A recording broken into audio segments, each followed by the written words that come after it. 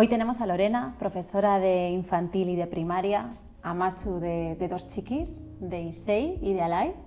Y bueno, Lorena, muchísimas gracias por estar con nosotros. Es un placer contar con tu presencia, contar contigo. Y no sé si quieres presentarte un poquito mejor. Bueno, pues primero gracias también a vosotros, porque al final es una posibilidad para poder contar un poquito, ¿no?, lo que ha ocurrido y dar visibilidad también. Y bueno, por lo que has contado es lo que es. Trabajo en un cole desde hace ya pues, como unos 18 años. Soy teacher de inglés desde infantil hasta primaria. Y esa es una parte, la parte profesional. La parte personal, bueno, pues es eso, la familia que tengo. En la familia, pues los dos chiquis. Los dos chiquis. El mayor, que tiene 10. Que tiene 10. ¿Y el pequeño, que tiene ahora? Acaba de hacer 6 en febrero. Que tiene ahora 6 años, y es un poco lo que nos une, ¿no? Sí. La experiencia del pequeño nos ahora unió... te digo con sonrisa, ¿ves? Nos unió el pequeño hace 6 sí. años y ese ha sido el motivo por el que te hemos invitado, entre otros, entre la maravillosa persona que eres, pero bueno, ha sido Alai, ¿no?, el motivo por el que nos hemos unido hoy aquí. Y no sé si nos quieres contar un poquito quién es Alai, por qué nos unió. Sí, pues mira, Alai es nuestro hijo pequeño. Nació en 2019, cuando todo pues, bueno, parecía estar correctamente, todo el embarazo bien y demás. Pues cuando llegó nos dimos cuenta de que algo no iba del todo bien. Entonces, bueno, pues al de 3 días de estar en casa tuvimos que volver a Cruces y iniciamos pues, un proceso de un periplo de médicos, de pruebas, etcétera, que nos llevaron al diagnóstico que es el que tiene actualmente, que es síndrome de Williams. Y bueno, pues esa batalla empezamos y en ella estamos. Un poquito fue eso es el punto en el que la vida nuestra tuvo un cambio radical y el punto en el que nos conocimos. De lo que parece que no iba a salir en principio pues nada bueno en ese momento, pues han salido un montón de cosas buenas, entre ellas.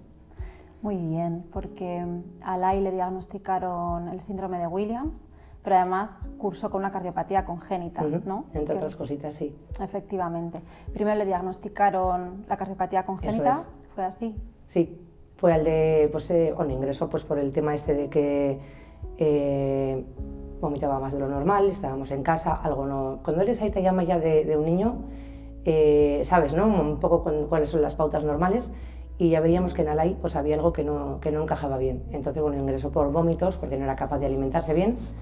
Y al de 4 días, estando en neonatos, le hicieron una exploración y le vieron la cardiopatía. Y ahí fue de donde ya empezaron a tirar, porque lo que vieron, bueno, pues el cardiólogo, que en ese caso fue Javi, ya sabía un poco por dónde tirar y por dónde comenzar, claro, al tener varias cositas, la cardiopatía, los vómitos y demás, por dónde empezar a buscar en el estudio genético.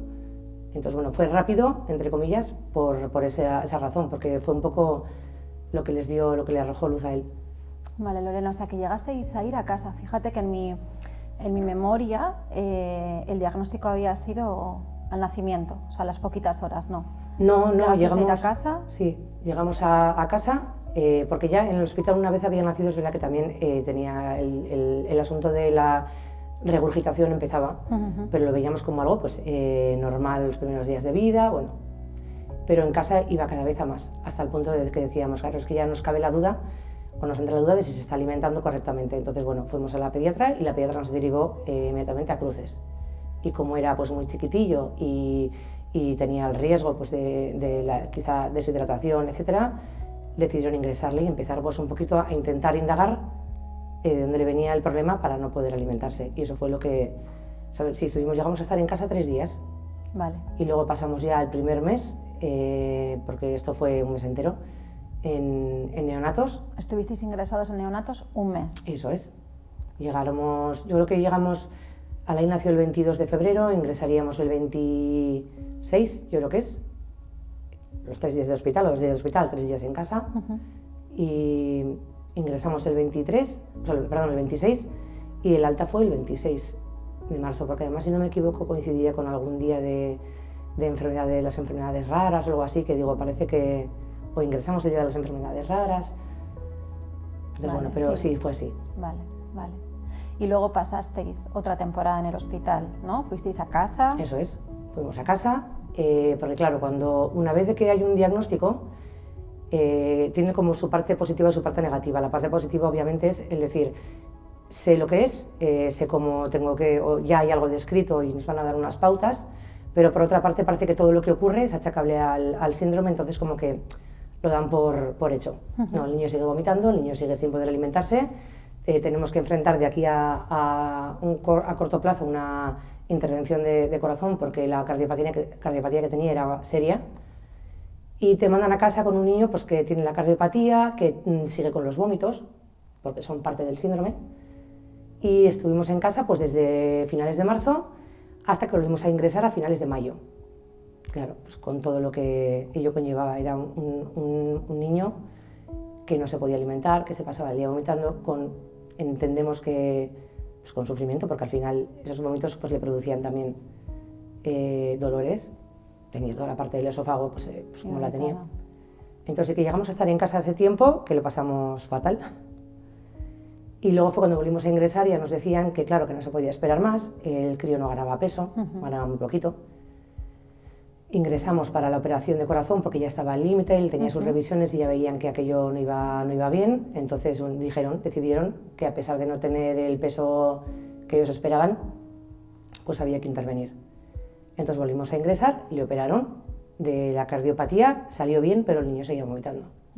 Entonces claro, eso para una recuperación de una cardiopatía como la que él tenía, con la operación que él tuvo, pues era serio, eso es. Más complejo. ¿Y nos puedes hablar un poquito sobre el síndrome de Williams para las personas que no lo conozcan? Bueno, pues el síndrome de Williams es una enfermedad de las consideradas poco frecuentes. No sé si ahora está un poquito en uno de cada 7.500 o así. Vale. Es una enfermedad con base genética, es un problema que hay en el cromosoma número 7. Vale. Por eso el cardiólogo, cuando le vio la afección que tenía, vale, dijo directamente que había que mirar ese cromosoma porque él ya vio pues, que le encajaba lo que él veía con la posibilidad de que fuera el síndrome.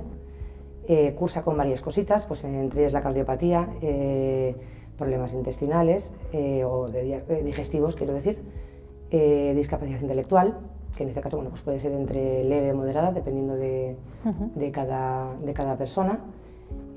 Problemitas pues, al nivel visual, de riñón, o sea, tiene que tener una especie de seguimiento multidisciplinar, vale, por diferentes médicos que lo llevan todos desde cruces, y van como, lo bueno que tiene el diagnóstico es que van ya sabiendo qué es lo que tienen que ir vigilando, vale, para que todo siga el curso lo más normal posible. Vale, y en vuestro día a día, ¿qué retos encontráis? Que, yo qué sé, consultas médicas entiendo que tenéis de manera frecuente, algún tipo de terapia. Empezamos en atención temprana, pero como se acaba con los 6 años, pues ahí ya lo que es el apoyo por parte de Diputación acaba, lo que pasa que nosotros decidimos seguir con las terapias. Va a terapia de logopedia, va a fisioterapia, que son como también tiene dificultades a nivel motriz, tiene hipotonía, pues todas las terapias físicas le ayudan bastante a coger fuerza, a trabajar la coordinación, a trabajar el equilibrio, etc. Y le llevamos también a hidroterapia. Y hidroterapia. Bueno, eso es, la piscina una vez a la semana, porque al final es que el agua le encanta. Qué bueno. Y ahí es él en su estado más, bueno, más pleno. Y luego bueno, pues la música también le suele gustar bastante. Es como que de las cosas que tiene descritas el síndrome, vamos comprobando pues, que la mayoría se dan. Y con la música es un fanático de la música. Le encantan los ritmos, además sigue los ritmos súper bien, le relajan. Y bueno, pues posiblemente en el futuro igual también probemos algo de terapia, de musicoterapia, nos han recomendado. Pues lo que le vaya gustando a él para desarrollar las habilidades que tiene, que son muchas. Y Lorena, disculpa, ¿qué cardiopatía tiene Alay? Alay tiene una CIV, que es una comunicación interventricular, que es, corrígeme si no lo digo bien, es un agujerito que comunica los dos ventrículos cuando no deberían de estar comunicados. Entonces ese agujerito se iba abriendo más y va permitiendo trasvase de sangre sucia donde no tendría que haber.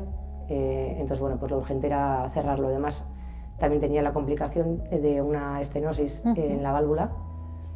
y tenían que andar controlando pues, ese tema. Entonces, claro, la operación fue pues, seria, que en ese momento, como te lo dicen, parece que estás viviendo una película de ciencia ficción, cuando te van contando lo que le tienen que hacer a tu hijo tan pequeño, tan indefenso, te explican todo, lógicamente, lo que hay que hacer y los riesgos que conllevan. Y los riesgos, ¿no? Que son muchos. Era una operación a corazón abierto, lo que te digo que era ciencia ficción porque a mí te iban contando en aquel momento en el que tú no estás para recibir todavía más información de la que ya estabas recibiendo, que al niño le tenían que hacer una operación a corazón abierto, que iban a tener que extraer el corazón, que la circulación iba a pasar por una extracorpórea, una máquina fuera del cuerpo, y claro, te están contando eso, visualizas a tu hijo allí, y es como, no me puede estar diciendo esto a mí no me puede estar pasando. Que alguien me pellizque, ¿no? Sí. Para despertarme ya. Que alguien me pellizque, que alguien venga, que alguien me diga algo, que alguien me ayude, porque crees que eso no puede estar realmente pasando. Pero bueno, lo bueno, pues los que estáis allí, tú, el equipo de cardiología estaba Chemi, cuando aquello estaba Javi, que te van dando esa parte de esto es lo que hay, pero también estamos aquí. No estás sola, no estáis solos.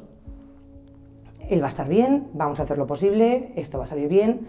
O sea, esa parte la tenías, que menos mal, pero la otra, bueno, pues estás como inmerso en shock, absolutamente. En una pesadilla. ¿No, Lorena? Porque además, durante la gestación nadie había observado nada. Nada. Había sido un embarazo sin ninguna complicación. De hecho, te fuiste a tu casa con tu bebé, ¿no? En principio sano. Eso es. Claro. Por lo que de repente ir a la pediatra porque tu hijo está regurgitando y que de repente se encadenen una serie de diagnósticos, un diagnóstico al final genético, ¿no? Un síndrome con nombre y con apellido. El síndrome de Williams al final es un síndrome que tiene su nombre, su apellido, está estudiado, quiero decir, hay más casos, quiero decir, al final es un diagnóstico con base, ¿no? Por lo que entiendo que digerir el síndrome Williams y todo lo que viene alrededor tiene que ser muy complejo. Duro, porque pues lo que te digo, al final no te preparan para algo así. Nos pasamos, y es una cosa, es el paradigma que hay en la vida. O sea, tú te quedas embarazada y no haces más que oír una y otra vez la misma frase de siempre, de mientras venga bien, sí. Eso es lo importante. Lo importante es que venga bien. Entonces tú basas todo tu embarazo, toda tu vida, todos tus sueños y expectativas en esa frase, de mientras venga bien, eso es lo importante. Y cuando de repente llega y no viene bien, totalmente de acuerdo contigo. Se te cae el mundo encima. Por lo que ahora creo que eso que siempre repetimos de manera automática, sí. Cuando vemos a alguien embarazado, que yo ahora lo sigo oyendo y pues me quedo con mis dudas porque digo, no es lo importante. Porque luego es verdad que no nos preparan para lo que realmente luego puede ser. No quiero decir que esto sea lo ordinario, porque esto no lo es, pero realmente en la vida son cosas que pueden pasar, no nos preparan para ello. Y quizá haya que darle un enfoque un poco distinto a esto y decir, lo importante no es que venga bien, lo importante, lo principal es que ese niño o esa niña sea querido. Y con eso... Qué bonito, Lorena. Me has puesto los pelos de punta. Pero yo es que ahora lo pienso realmente. Y hay muchas veces ahora, que estás en una conversación con gente, que hay una persona, lógicamente, ¿no? Pues que está embarazada y se oye mucho. Bueno, no te preocupes, mujer, lo importante es que venga bien. Y de repente yo me veo, ¿no? Como que pasa a un segundo plano. Sí, te da un vuelco, sí, imagino. Y digo, es que no es cierto. Porque puede que no venga bien y eso no es lo más importante. O sea, no has perdido ya. ¿Qué es lo que piensas cuando te dan un diagnóstico así? Dices, ya está, se acabó la vida, se ha acabado todo, porque eso era lo importante y ya no lo tengo. Qué razón, efectivamente. Sí, toda la razón. Si eso era lo importante y ya no lo tengo, y no es cierto. Toda la razón. O sea, yo hoy doy fe de que eso no es así. Toda la razón del mundo. Porque, Lorena, son frases de cabecera, ¿no? Es cuando te pasa una desgracia en la vida, ¿no? Y imagínate, yo que sé, ha fallecido alguien de tu familia, te dicen, bueno, poco a poco. Es la típica frase, poco a poco, que seguro que tú también la has ido oyendo, ¿no? El tiempo lo cura todo. El tiempo lo cura todo, poco a poco. Depende, ¿no? Pues si has perdido en la gestación un bebé, te dicen, bueno, eres joven, puedes tener más, mujer. Pues como si fuesen frases que te fuesen a consolar, pero realmente la gente no lo dice o no lo decimos, ¿no? Porque nosotros somos parte de la gente que a veces también tenemos esas frases de cabecera. Sí. No lo decimos con la mala intención, ¿no? Es como, son palabras que intentan como aliviar, que no alivian, pero las tenemos como de cabecera. Pero que eso, la gente que no ha pasado por algo así no lo sabe. Entonces, ¿qué haces? Pues con toda tu buena intención, lo habré hecho yo, seguro un montón de veces, intentas, pues esas frases que has aprendido durante toda la vida, que llevas oyendo siempre, las reproduces, sin a veces darte cuenta que la persona, bueno, pues está ya en otro nivel. Total. En el que ya le pega un repaso a eso y dices, eso no es así. Eso no es así. Pero bueno. ¿Y qué frase de cabecera crees que puede ser más adecuada en ese momento de gestación? La verdad es que no me he parado a pensar, simplemente es... Te lo digo por copiártela, ¿eh? Porque mira, me parece como súper bonita esta reflexión que has hecho. Yo sé lo que no quiero que me vuelvan a decir. Está claro. Pero la verdad es que sí que te paras a pensar mucho más en si lo que dices puede tener algún efecto. Quizá yo ahora tengo ya esa parte. Yo no he vuelto a decir esa frase nunca más, lo importante es que venga bien. ¿Qué es lo importante? Lo importante para mí es lo que te he dicho, es que ese niño sea querido. Vale. Tú quieres este bebé, es que ya está, ese bebé ya tiene... Ya está. Lo que necesita. Vale. O sea, y es verdad que sí que es verdad que ahora que me has puesto en situación, alguna compañera que luego he visto, amiga, embarazada, le he dicho eso, o igual la ha pasado por algún momento en el embarazo, que hay momentos un poco más altos, más bajos, digo, ya está, si ya lo tienes, ese bebé ya tiene todo lo que necesita, con la macho que tiene o con la familia que tiene. Bueno, pues y ya está. Pues nos grabamos este mensaje, lo importante es que ese bebé, ¿no? El que vaya a venir, el que está, sea querido. Eso es. Yo siempre pienso también que lo más importante es hacer las cosas desde el amor. Porque desde ahí es cuando podemos enfrentar diagnósticos terribles, situaciones de terror, ¿no? Así es. Peor, mejor, porque nunca son situaciones agradables, o sea, se transita con mucho dolor, pero cuando hay amor, ¿no?, de por medio... Hombre, marca la diferencia. Sí, pero tiene que ser difícil, ¿no?, al inicio, quiero decir, hasta que llega ese momento de amor. Porque claro, no es lo mismo. Tú lo sabes, transitar, tú estuviste conmigo. Es que no es lo mismo transitar la enfermedad de un hijo en el que ya ha habido ese vínculo de amor, ¿no? Nos hemos conocido, estamos enamoradísimos, ¿no? Y yo qué sé, desgraciadamente con 5 años hay un diagnóstico que, bueno, pues que nos lleva al hospital, nos lleva a quirófanos, nos lleva a salas de espera, pero cuando no conoces a ese futuro amor, o lo estás empezando a conocer, ¿cómo se gestiona esto? Pues como se puede. Porque además en mi caso, bueno, al tener a Isai en casa, al mayor, que por aquel entonces tenía 4 añitos, encima además sientes que por estar con el nuevo que ha llegado y con el que todavía no tienes ese vínculo, y eso hace mucho daño, en mi caso hizo mucho daño, además de eso tienes a un pequeño en casa al que le estás dejando, entre comillas, de lado por estar en el hospital con otro. Entonces tu cabeza no estaba preparada para eso. Mi cabeza estaba preparada para llevarme a mi segundo bebé a casa y que mi primer hijo disfrutara del bebé, yo disfrutara del bebé, todos disfrutáramos del bebé, el bebé disfrutara de nosotros, y de repente todo eso se rompe. Y te das cuenta de que tienes que pasar y echar tus días con el posparto en un hospital, dejando al mayor en casa o en el cole o donde fuera, pero sin la presencia de Ahí te llama, que para mí era fundamental. Entonces yo le iba fatal, porque mi cabeza estaba continuamente, físicamente con el pequeño, y en la preocupación y en el dolor, y psicológicamente estaba enganchada al mayor, por el que yo sufría además, por el hecho de decir, no puede estar con su madre, no puede estar con su hermano, no hace más que preguntar dónde estamos, no nos ve. Entonces, bueno, pues en mi caso... yo lo digo así, tengo la suerte de que la familia mía fuimos una piña. Habrá casos que igual no sea así. Yo, o sea, no tengo más que buenas palabras, porque sé que si salí adelante fue con la ayuda de ellos, con la ayuda tuya. El hecho de empezar a ver la dificultad a la que nos enfrentábamos con todo lo que había alrededor, si no llega a ser con ese apoyo, habría sido para mí, yo creo que imposible. Porque además se da un hecho curioso que con una relación, no sé si será así siempre, pero mientras yo estaba abajo, pues mi marido estaba arriba. Entonces él me iba sacando. Sí. Luego algún día que caía él un poquito, pues iba yo para arriba. Pero yo no sé si esto es cosa de algo lógico que suele ocurrir o no, pero vamos, la mayor parte del tiempo la que estaba abajo era yo. Entonces a mí me ayudó mucho el estar rodeada de quien estaba rodeada. de una aita, o sea, de mi marido, que estaba Claro. todo el día diciéndome lo afortunados que somos por estar ahí, por tenernos uno al otro. Una familia que tenía constantemente todos los días allí en el hospital.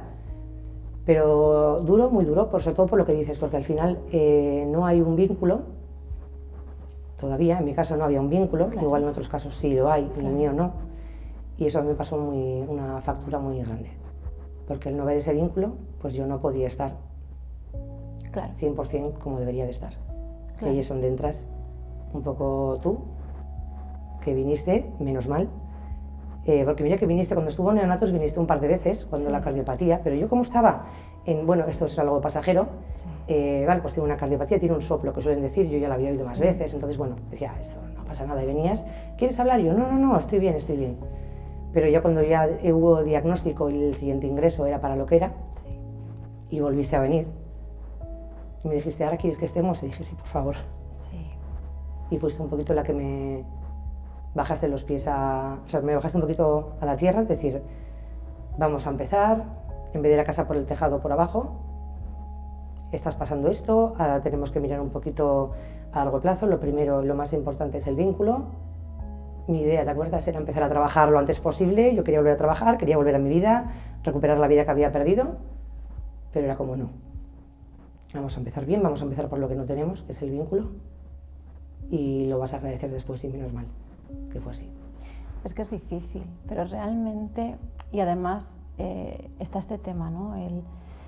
Tengo que vincular, me siento culpable porque encima, y esto es algo que pasa en el 99,99% de los casos donde hay un diagnóstico sin que haya habido esa fase de enamoramiento previo, Claro. ¿no? Al final cuando tienes un hijo, has vivido diferentes, pues, ¿no? Como los que has podido vivir con tu mayor, has vivido diferentes momentos, batallas, abrazos, besos, sabes por lo que tienes que luchar, Claro. pero es como una lucha un poco a ciegas, ¿no? Eso es. Una apuesta, Ese es el problema. claro, es una apuesta muy, muy compleja. Pero bueno, pues lo luchaste, lo peleaste y bueno, y ahora tienes esos recuerdos, ¿no? Ahora tienes esa mochila de besos, de abrazos y de Sí, momentos. pues es como si los hubiera guardado y los hubieras... Eso es. Porque está todo el día dando besitos y menos mal. Eso es, eso es. Pero se habla poco a veces de eso, ¿eh? Sí. Y te da miedo a reconocer que ese vínculo no está. Sí. Te sientes culpable porque parece que va contra natura, como una madre no va a tener, ¿cómo no vas a sentir eso? Incluso hay quien te dice, porque a mí me llegaron a decir también, a ver Lorena, es que no te entiendo, es tu hijo. Ya.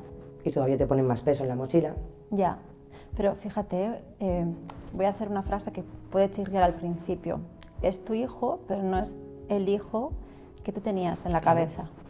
Entonces, siempre se dice, ¿no? Que cuando das a luz es como la cita ciegas, ¿no? Es que efectivamente es una cita ciegas y en esa cita ciegas te puedes enamorar o así a primera vista o no. Y a veces, en muchas ocasiones, ocurre que no te enamoras a primera vista. Sobre todo cuando hay dificultades. Y es así, porque al final, yo qué sé, ¿no? Si en esas citas ciegas, en principio, ves un futuro como el que ya estabas imaginándote durante la gestación, es todo como fácil. Pero cuando de repente el futuro es distinto, ¿no? Al que tú te imaginabas, jolín, necesito un periodo de adaptación, ¿no? Claro. Necesito entender cómo va a ir esto y necesito ver algo del futuro, porque es que no veo nada, no sé cómo va a ser mi futuro. Al final, cuando recibes un diagnóstico, recibes una noticia que no esperabas sobre tu hijo o tu hija, entras en un proceso de duelo, ¿no? Porque al final tienes que despedirte en este caso, ¿no? De ese hijo que tú imaginabas, que ibas a llevar a casa, que iba a conocer a su hermanito, como estabas diciendo, y de repente no, la realidad es muy distinta. Eso y es. te enfrentas a hospitalizaciones, a una realidad y a un hijo con el que no contabas, no esperabas.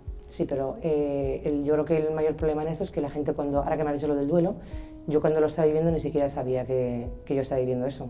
Me alivió que tú me dijeras que lo que estaba viviendo era un duelo, porque siempre la gente yo creo que asocia al final los duelos a lo que hemos tenido toda la vida oído, un fallecimiento, un ser querido, etc. Pero en este caso un duelo también se vive cuando tú en tu cabeza tienes tu plan hecho, tu sueño, lo que quieres, lo que visualizas, y de repente lo pierdes, y es lo que me ocurrió. Yo no lo sabía, tú me lo dijiste, me alivió mucho el hecho de ponerle nombre a lo que me estaba pasando. O sea, esto es un duelo, es verdad, porque yo he perdido, o sea, no me tengo que sentir mal, que ya me sentía mal por todo lo que me estaba pasando, no me tengo que sentir mal porque lo que siento es esto, y nunca nadie te prepara para esas cosas, nunca nadie te explica que eso es posible. De hecho, cuando lo comentas, te dicen, pero ¿cómo vas a vivir un duelo si tu hijo no se ha muerto? Y ahí es cuando dices, bueno, no me has entendido, déjalo. Pero a mí me sirvió. O sea, y el hecho de que haya gente que te escuche, que no te juzgue, que te dé esa pauta, y sobre todo que no te juzgue por una cosa que es algo natural, para la que no nos preparan, ese hecho es importante, porque es un poco lo que va a marcar que tú puedas avanzar en ese duelo o que te quedes estancada en esa fase porque no saben ni en qué estás, ni ponerle nombre, o te están juzgando, te están diciendo que qué mal porque sientas una cosa u otra. Porque además cuando se transita un proceso así, la culpa es como algo que nos va acompañando, ¿no? Como si fuese un apéndice, ¿no? Así, como una mochila cargada de piedras, pues así. Y a veces es culpa por todo, porque al final estás viviendo, jolín, una situación súper dura y hay momentos en los que no quieres estar, o sea, no quieres estar viviendo eso. Bueno, y Alay, ¿ahora qué es para vosotros? Pues la luz. La luz en una habitación a oscuras, muchas veces, la luz. Porque es un niño que te da mucho más, o el doble de lo que tú le das, sin querer, sin pedir nada a cambio. Es la persona que te transmite todo con una sola mirada. Es la persona que nunca tira la toalla, la que tiene que hacer el doble de esfuerzo muchas veces para muchas cosas, porque no lo tiene fácil. Porque a él todo lo que a los demás hacen de manera espontánea o de manera sencilla, a él le cuesta el triple o 10 veces más muchas veces. Y nunca jamás le ves perder la sonrisa, nunca jamás le ves...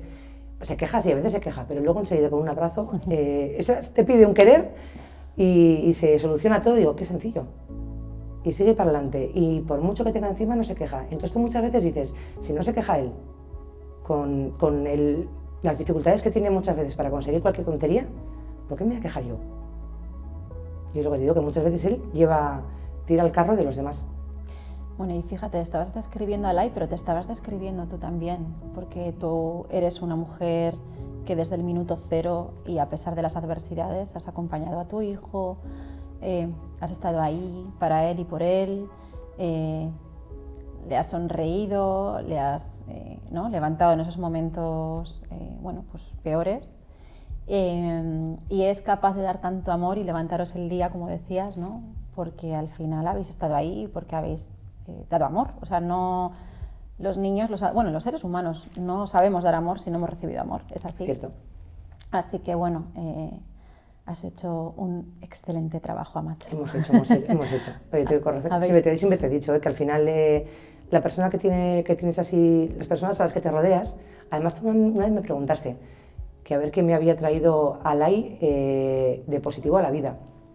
Y al principio parece que me costaba dar respuesta, o sea, eran respuestas como muy estereotipadas de, sí, claro. Bueno, pues me he conocido a gente que... Claro, sí, sí. Y tú me decías, ya, pero seguro que eso lo tienes en tu vida y tampoco te hacía falta más gente. Y te ibas a casa, y me iba a casa pensando y decía, pues es verdad, si esto ya lo tenía yo. Pero ahora sí que me di cuenta de que, o sea, me ha traído cosas pues como, te aprendes a conocer a ti misma, aprendes a valorar lo que tienes alrededor.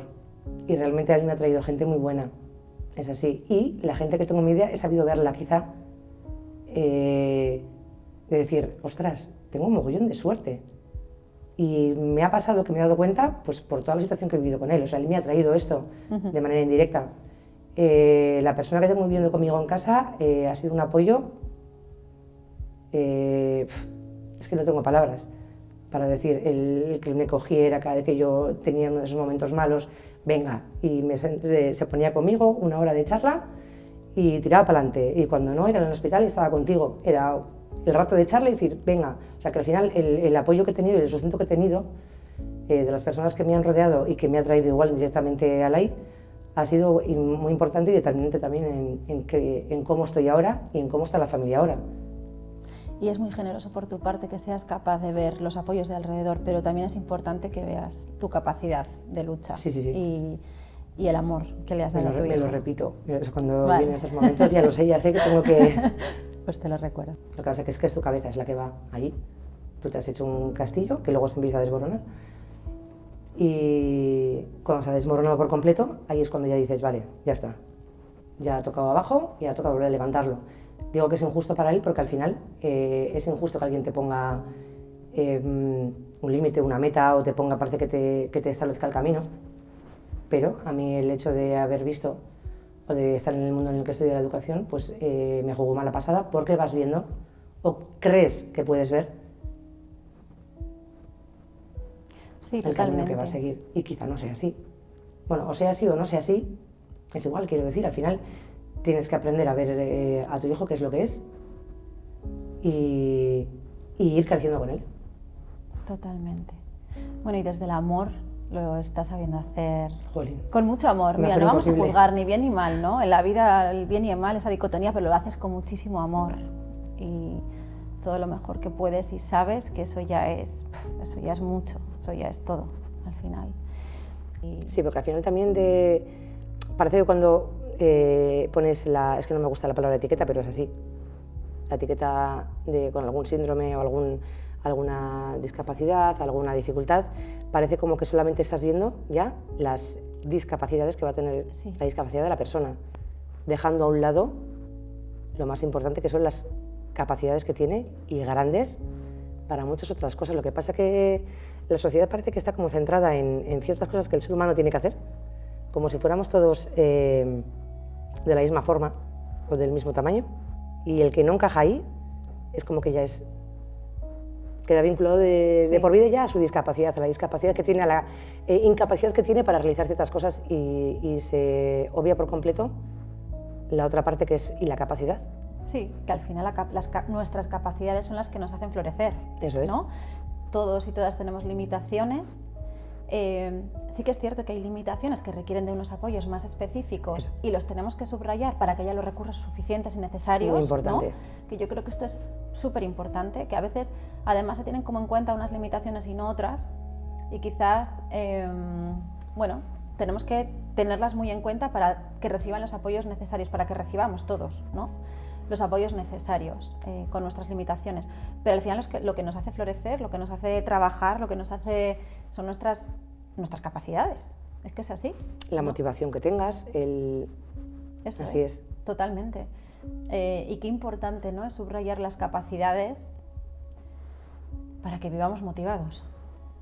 Porque claro, si nos subrayan nuestras limitaciones siempre... Eso es, te digo, en Alay, en el pequeño, o en cualquier otro niño o niña. Sí, en todas las personas. Quiero decir que esto no es solamente extrapolable a niños o niñas con alguna dificultad, sino que es que en general la sociedad se mueve también por... El diagnóstico creo que tiene que servir realmente para... sabes lo que tienes que vigilar en la persona, sabes cuáles van a ser sus puntos más débiles, los que tienes que reforzar, los que tienes que ofrecer igual una compensación, es una forma de compensar, sé que va a tener dificultades en esto y hay que intentar compensarlos. Para eso el diagnóstico está muy bien, lógicamente, pero luego hay que dejarlo como...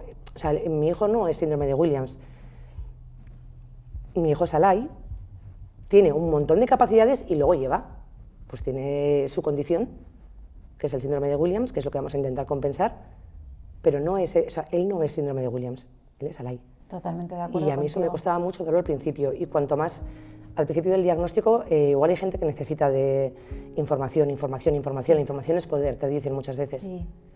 Pero también a veces la información, me parece que tiene que estar ahí, pero es limitante. Sí, abruma, porque ¿no? ves solamente eso y dejas de ver al que está ahí, diciéndote estoy aquí. Sí. Y soy yo, deja de mirar ahí, mírame a mí. Sí. Yo, por ejemplo, igual hay otras personas que necesitan lo otro y o me pueden oír y decir, eso no es cierto, o en mi caso no es así, pero en el mío lo que me ayudó a seguir hacia adelante es ser por fin capaz de verle a él y todo lo que tenía para ofrecer. Totalmente de acuerdo contigo. sí es cierto que el diagnóstico siempre nos da como esa sensación de control, ¿no? De vale, ya saben estos profesionales, los de la bata ya saben de qué estamos hablando, los de la bata tienen claro, ¿no? Sí. Y lo que tú estabas diciendo, va a haber un seguimiento estrecho desde un equipo multidisciplinar para que mi hijo esté lo mejor posible. Y luego ya cuando salgamos del hospital, pues bueno, ya empieza la salsa. Ya lidiaremos. Ya empieza la salsa de otro tipo, ¿no? Bueno, pues eso, lo que tú decías. La piscina que le encanta, yo qué sé, el athletic, lo que sea, ¿no? Todo, todo. Es que es feliz con cualquier cosa. Es así, y eso te da... A mí me hace sonreír el corazón. Porque es que es lo que te digo, la discapacidad que tiene, pero por otro lado las capacidades son tan abrumadoras. Es un niño que es capaz de mirar a la persona, yo no he visto cosa igual, mirar a la persona, empatiza contigo de tal manera, o sea, es como que te ve, te mira a los ojos y establece una conexión en la que es como si te estuviera viendo dentro el día que estás triste y deja todo lo que tiene en la mano y te viene, ama, ¿qué te pasa? Esa capacidad que tiene para ver dentro de las personas, para darte un abrazo. Yo no he visto abrazos más sinceros, no he abrazos más sinceros Total. Que los que me ha dado mi hijo. Es así.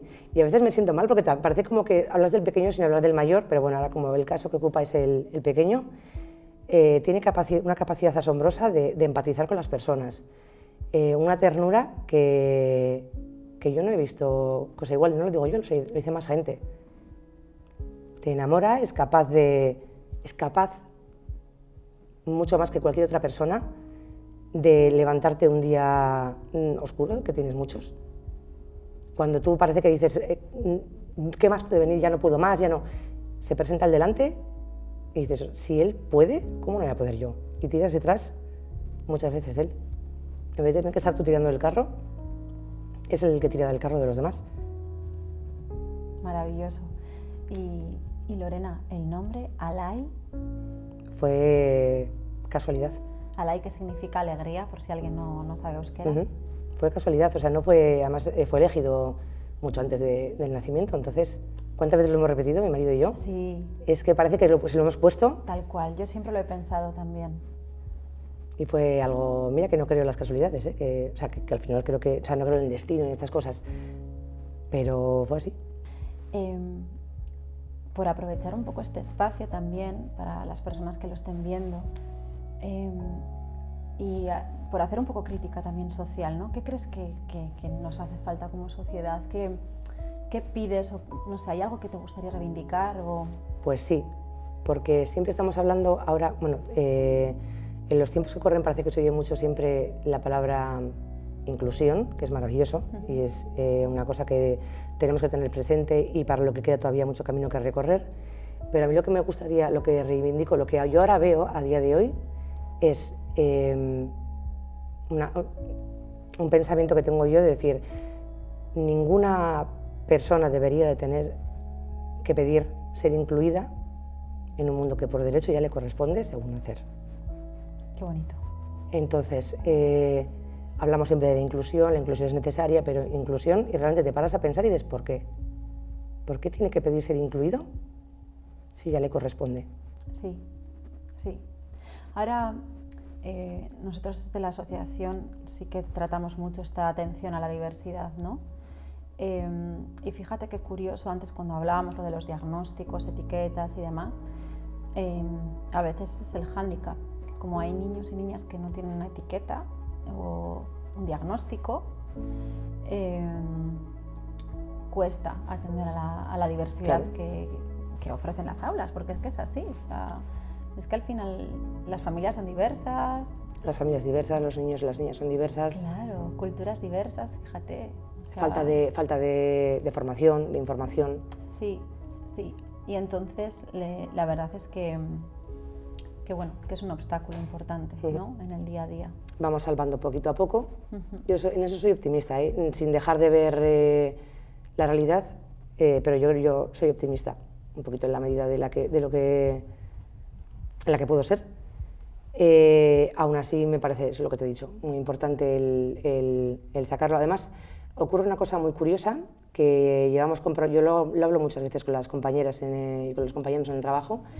En las aulas en las que hay diversidad, el grupo de niños o niñas que está en contacto directo con alumnos, con personas diversas, es mucho más rico que las aulas en las que supuestamente pues, todo el alumnado es, entre comillas, cuadrados, ordinario. Que yo creo que el mensaje que nos estás enviando un poco entre líneas, ¿no? Es también la importancia de que desde pequeños ofrezcamos ambientes donde podamos vivir un poco de todo y podamos relacionarnos con personas de diferentes, ¿no? Con diferentes figuras geométricas, y lo que estás contando al final son niños y niñas que han desarrollado la empatía desde la vivencia práctica, desde la realidad de que somos todos distintos. Y sobre todo lo que estabas diciendo, Lorena, ¿no? Al principio, que nuestros compañeros y compañeras en el aula tienen capacidades distintas y en eso nos enriquecemos. Eso es. Si todos fuéramos iguales, sería súper aburrido. Claro. Lo he pensado siempre, antes de tener a Laia incluso. O sea, si todos fuéramos iguales, sería todo súper aburrido. Y al final no es real estar en un aula en el que todas las personas sean pues, de una forma determinada. Claro. Porque esa no es la sociedad, eso no es lo que tenemos realmente luego cuando salimos a la calle. Claro. Y si realmente queremos preparar a personas para la vida, claro, que es lo que estamos haciendo, claro, lo suyo es que la vivan pues, con lo que... Claro. Y cuando nos hemos juntado y hemos estado y hemos convivido con diferentes figuras geométricas, tenemos integrada, ¿no? Esa capacidad de ver la diversidad en las personas y de atender a esa diversidad y de atender a las necesidades que pueden surgir de esa diversidad, ¿no? Me da igual en las calles, ¿no? Yo qué sé, desde rebajar peldaños y bordillos hasta, no sé, entender que no hay que gritar cuando tenemos a una persona con una sensibilidad, TEA, efectivamente, ¿no? O más sensible auditivamente. Entonces sí, súper interesante. Y la única forma de ser conscientes de esto es vivir con ello. Sí, sí, qué razón. Tienes toda la razón. Lorena, quería hacerte una última pregunta que siempre hago, y es si eres feliz. Mucho. Lo que pasa que entendiendo la felicidad como lo que realmente es, la felicidad no es lo que yo tenía en la cabeza, un camino así, siempre todo maravilloso. La felicidad también es lo que yo veo ahora. Para mí la felicidad es saber afrontar todos los momentos, porque no todos los momentos van a ser lineales, o sea, va a haber momentos arriba y momentos abajo. La felicidad es tener, más que felicidad, seguridad de afrontar esos momentos desde la seguridad, desde el amor y desde el viene una maldada, pero voy a poder seguir adelante. Vale. Entonces, desde esa perspectiva, sí, soy feliz. ¿Esa es tu clave de la felicidad? Para mí la clave de la felicidad o de la seguridad, digamos, es ahora mismo lo que valoro, la familia, y el tener la capacidad de ver que ocurra lo que ocurra.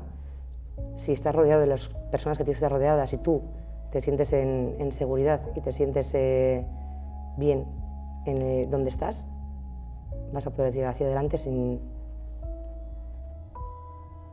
arrepentimiento, sin sentimiento de hacer algo mal. Qué bueno, Lorena.